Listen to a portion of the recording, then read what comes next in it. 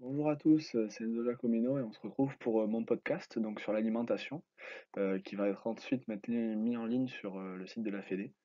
Donc je vais vous expliquer dans ce petit podcast le parcours que moi j'ai pu avoir sur la mi-saison qu'on a eue l'année dernière. Parce que bon, je le répète, je suis étudiant en diététique et nutrition sportive, donc je suis dans ma deuxième année. Donc en fait, l'année dernière, j'ai pu appliquer directement tout ce que j'ai appris sur le petit bout de saison et les quelques compètes qu'on a pu avoir. Et je vais vous expliquer un peu mon parcours parce que ça a été très particulier. J'ai dû supprimer quelques entraînements par rapport à mes études. Donc comment j'ai pu maintenir en fait un niveau de performance qui a fait que j'ai pu faire quand même des bons temps. J'ai parlé notamment de la Coupe de France à Valence. Et donc je vais vous expliquer un peu tout ça en essayant de rester le plus simple possible, de rester dans le général pour que tout le monde comprenne et vous donner aussi quelques petites astuces, pour pourquoi pas si vous voulez en tout cas les appliquer à l'entraînement, ça pourrait être très intéressant pour vous et pour votre coach. Donc on commence, je vais vous parler de l'alimentation et de l'hydratation qui sont pour moi les 2 facteurs qui sont vraiment très importants, en essayant toujours de rester, le plus complet possible, hein, pas partir dans des trucs, trop compliqués. Donc on est parti. Donc tout d'abord, il faut savoir que, pour bien avancer, il faut manger assez. C'est le carburant du sportif comme c'est marqué, hein, il y a pas de secret. Je vais vous faire un exemple simple. Heu, on sait aujourd'hui que, voilà, l'alimentation, ça représente, plus de 50 de la performance. Malgré le fait qu'il y ait, un bon entraînement, tout ça, vous pouvez prendre un moteur de Ferrari et à côté un moteur de Peugeot. Si le moteur de Peugeot, il est rempli à ras-bord et le moteur de Ferrari, il y a rien dedans, le moteur de la Peugeot, il avancera toujours plus que celui de la Ferrari. C'est aussi simple que ça, c'est pareil avec l'alimentation. Si vous mangez assez et bien, vous avancerez toujours plus vite que quelqu'un qui mange pas assez ou voire pas du tout. Ça, c'est fondamental, malgré l'entraînement que celui d'à côté, il s'entraîne X fois par semaine. Ça, c'est fondamental. Ça n'enlève rien à l'entraînement, bien sûr. Les deux sont complémentaires et les deux vont ensemble. Il n'y en a pas un qui va sans l'autre. Donc, connaître son total calorique journalier. Pourquoi c'est important? C'est important, tout d'abord pour les athlètes qui sont comme moi et qui ont tendance à vraiment cramer, tout ce qu'ils mangent. Donc, les profils, du type très, très sec ou très grand, longiligne et sec. C'est très important de connaître son total calorique journalier pour manger assez. Donc ça, vous pouvez le trouver sur internet. Vous avez les formules qui sont sur internet. Je ne vais pas vous les expliquer ici parce que c'est des calculs compliqués. Vous pouvez appliquer à la lettre ce qui est dit sur internet. Hem, vous trouvez votre total calorique journalier et hem, ça vous donne en calories, donc du coup, tout ce qui enfin, le total qu'il faut manger dans la journée. Mais si on n'est pas obligé de retenir ce total, on peut s'en tenir ensuite aux portions qui sont mises dans les assiettes. C'est beaucoup plus simple que vraiment regarder tout ce qu'on mange, tout calculer tout le temps, tout le temps. Ça peut être rébarbatif et ça peut décourager certains. L'objectif ici, c'est vraiment voir ce qu'il y a dans son assiette et ce qu'il faut dans son assiette pour ensuite l'utiliser et bien l'utiliser dans l'eau et pendant le temps. Ça va apporter surtout une meilleure récupération. C'est ça le plus important, c'est manger assez pour bien récupérer. Il faut savoir que vos stocks, ils s'épuisent très, très vite, surtout vos stocks de glycogène. C'est le principal carburant du corps, hein. Donc c'est des stocks qui vont s'épuiser très, très, très rapidement. Déjà, rien que votre cerveau, il en est dépendant. Il a besoin de sucre pour fonctionner. Donc beaucoup de glucose, finalement, va être absorbé par votre cerveau. Donc hem, il faut manger en bonne quantité. J'ai pris mon cas, mais il y a aussi pour tous les sportifs qui s'entraînent plus de 6 fois par jour, donc je pense à voilà, tous les sportifs qui sont dans les pôles, connaître normalement vous avez des diététiciens à votre disposition j'imagine, mais connaître son total calorique, c'est fondamental pour ces sportifs-là. On ne peut pas avancer sans avoir ça. Donc comme je l'ai dit, une meilleure récupération, et plus de facilité à enchaîner les entraînements. Moi, ce que j'ai remarqué en tout cas dans mon expérience, personnelle, c'est que, à partir du moment où j'ai appliqué, ça, ensuite j'ai tenté de faire une prise de masse par la suite, mais je vais pas rentrer dans les détails, mais rien que le fait de manger assez pour mon poids de corps, les entraînements se sont enchaînés beaucoup plus rapidement. Et il n'y avait pas besoin de faire beaucoup d'entraînement pour que j'ai tout de suite, de l'énergie, de la niaque dans l'eau.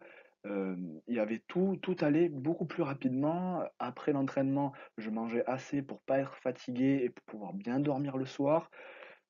Il faut vraiment, manger assez, pas se restreindre, pas penser à, oui, si je commence à manger ça, ça va faire, tant sur moi sur la balance, ceci, cela, non. Il faut vraiment manger assez sans être dans les excès non plus, parce que, c'est pas, tout n'est pas permis, mais, il faut savoir manger assez, c'est vraiment très, très important pour la récupération et pour enchaîner les entraînements.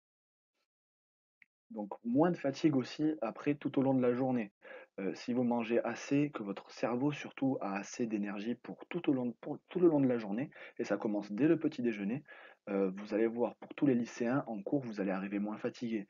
Si vous mangez déjà rien qu'au petit déjeuner, si vous mangez assez, vous allez voir qu'à 10 heures vous n'allez pas avoir faim, vous allez être plus concentré en cours, tout tout va en découler à partir du moment où vous vous levez le matin.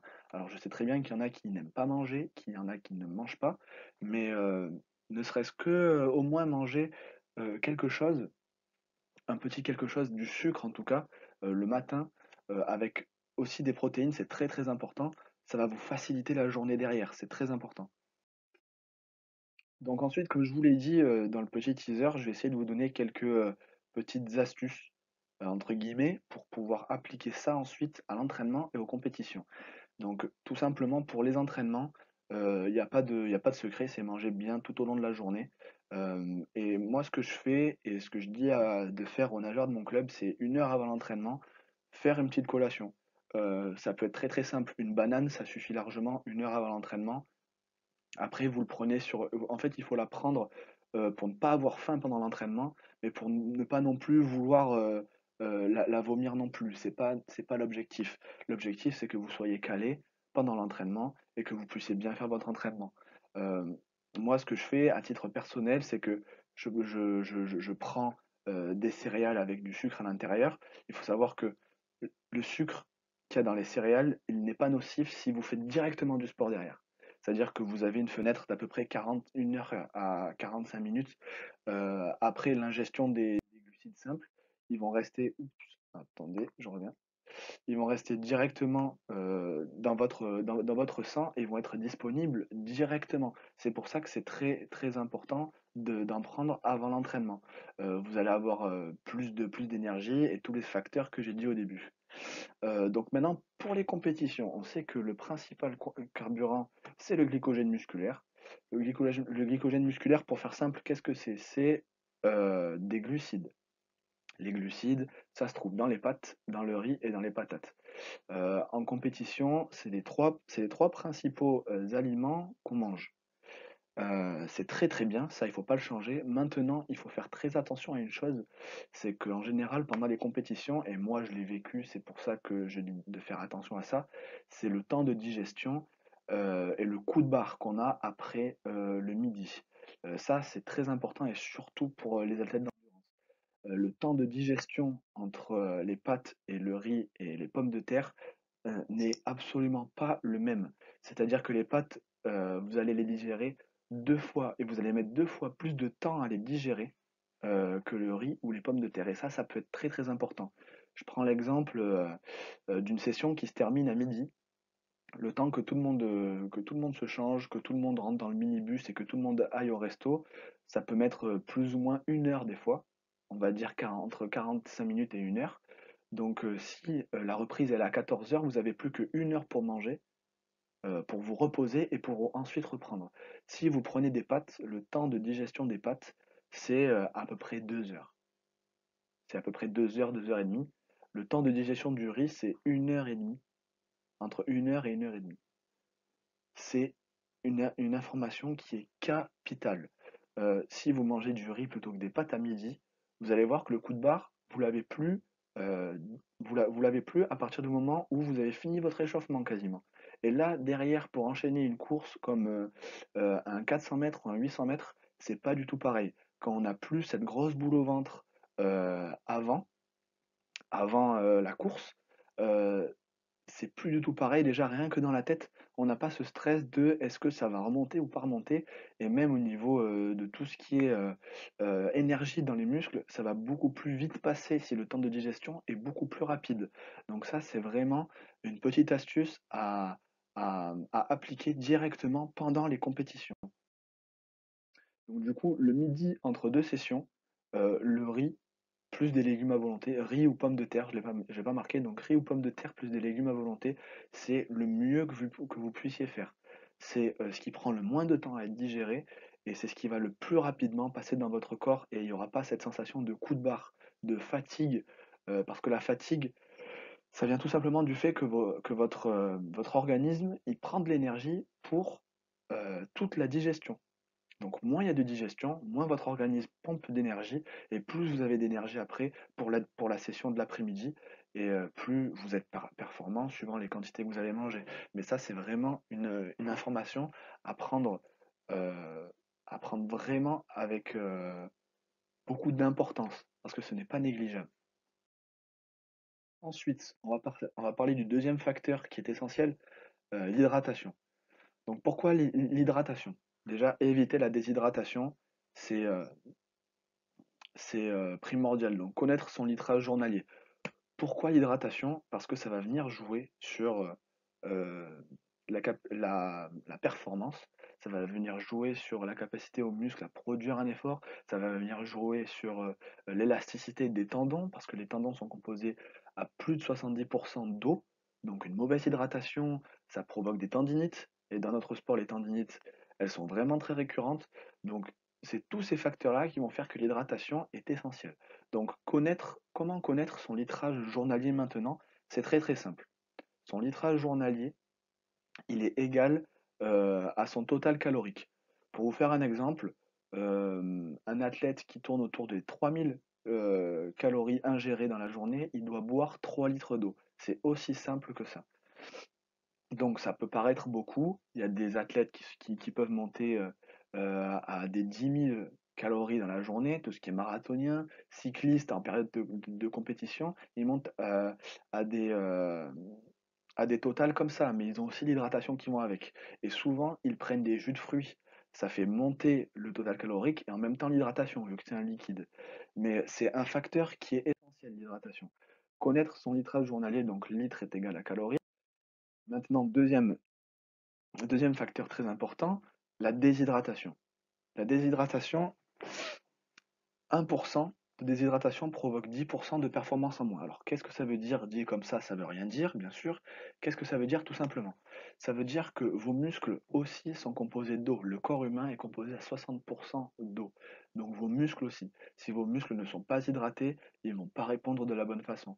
1% de déshydratation, ce n'est absolument rien du tout quand on prend les totales caloriques. Imaginez si vous mangez que 1000 calories dans la journée, ça vous fait 1 litre d'eau à boire. 1% de déshydratation sur 1 litre d'eau, c'est 10 centilitres. 10 centilitres, c'est même pas le fond d'un verre. Ce n'est rien du tout. Donc l'hydratation, c'est vraiment essentiel. Pour que ça impacte sur 10% de performance en moins, c'est incroyable. Ça veut dire que si vous arrivez déshydraté à votre entraînement, vous ne pourrez jamais produire un effort à 100%. Donc, si vous pensez être à 100% à l'heure actuelle, alors que vous arrivez déshydraté, ce n'est pas vrai. Votre 100%, il est encore plus loin que ce que vous imaginez. C'est là où c'est très important, c'est que dans l'évolution de tout ce qui peut être fait à l'entraînement, on peut repousser les limites encore plus loin rien qu'en ayant une bonne hydratation. Alors, je sais que des fois, les totals en litres, ils peuvent arriver très très loin, mais en tout cas, arriver bien hydraté à l'entraînement et rester bien hydraté à l'entraînement, c'est fondamental. Et bien sûr, qu'est-ce que la déshydratation? La déshydratation, c'est pas seulement la sensation de soif, ça arrive bien avant. La sensation de soif, c'est comme les fourmis. Les fourmis que vous avez dans les mains, c'est quand le sang n'arrive plus. Ben, la sensation de soif, c'est attention, là il va falloir boire parce que les réserves, elles commencent à être assez basses.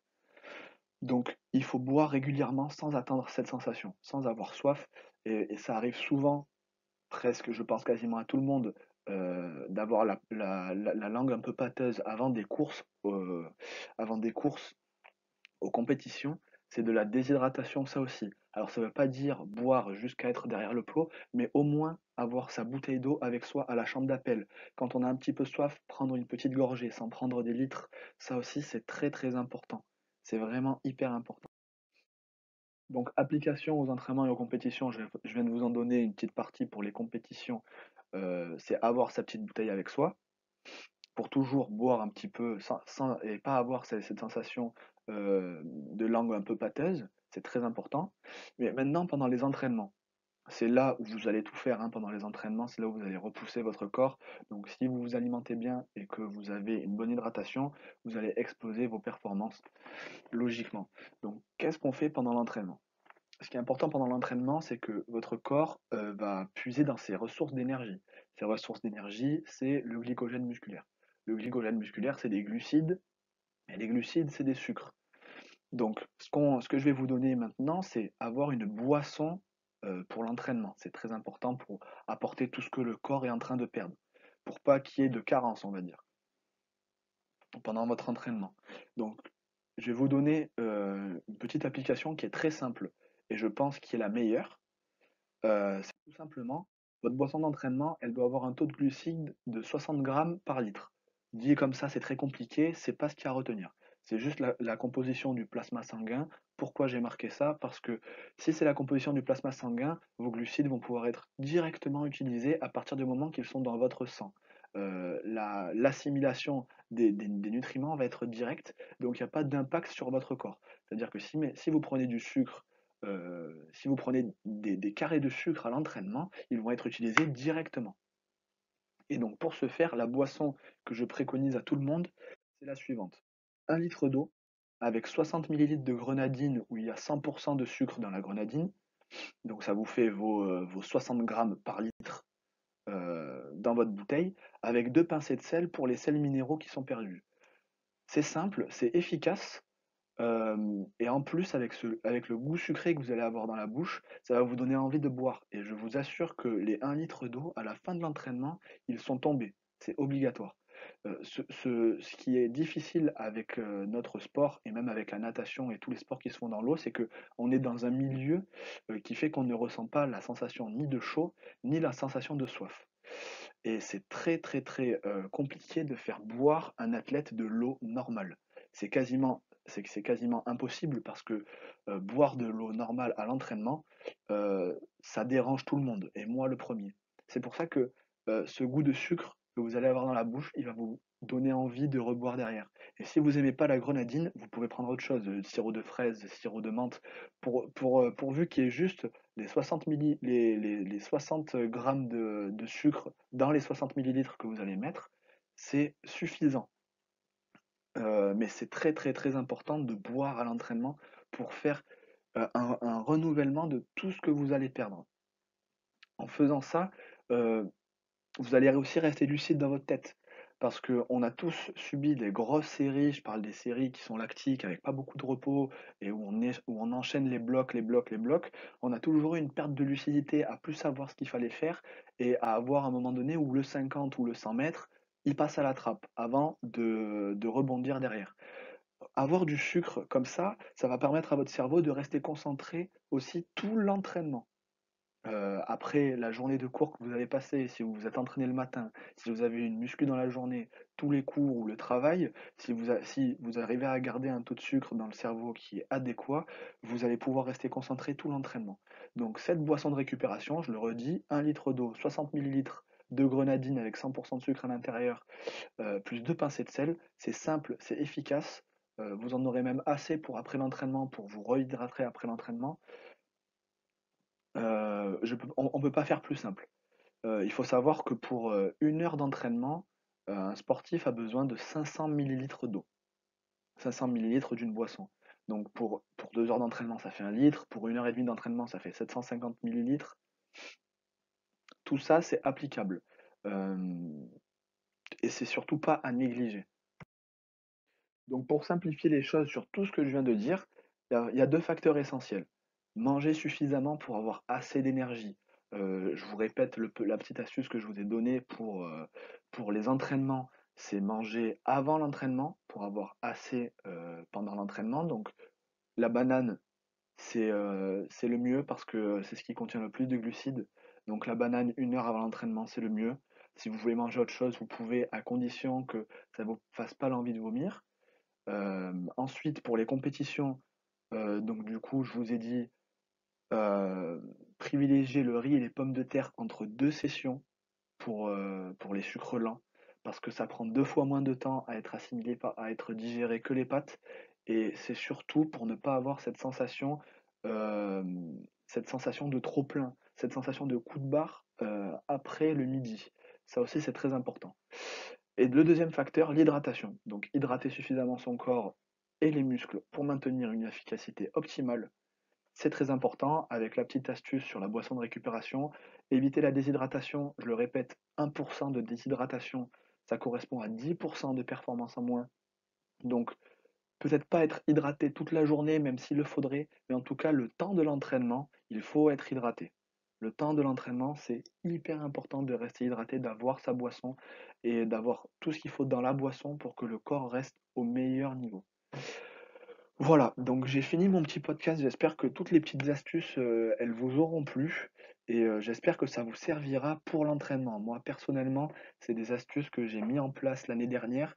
Ça m'a permis, en ayant seulement 4 entraînements dans l'eau et 2 entraînements en musculation, ça m'a permis de garder un niveau optimal, en tout cas le niveau demandé pour la Coupe de France, pour faire les temps que j'ai fait.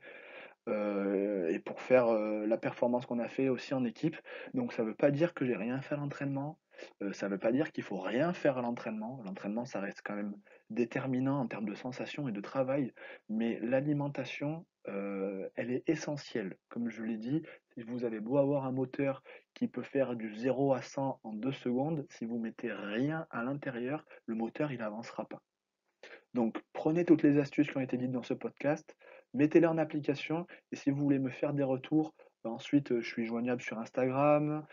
Pour ceux qui ont mon Facebook, je suis joignable sur Facebook. Si vous voulez me faire des retours ou même me poser des questions courtes si possible, vous pouvez. Normalement, je crois que je vais devoir répondre aux questions qui seront posées ensuite plus tard après ce podcast, mais vous pouvez me poser toutes les questions via les différents réseaux sociaux. Voilà, j'ai fini ma petite partie, j'espère que ça vous aura plu et on se retrouve, j'espère, au bord des bassins le plus vite possible. Allez, ciao tout le monde.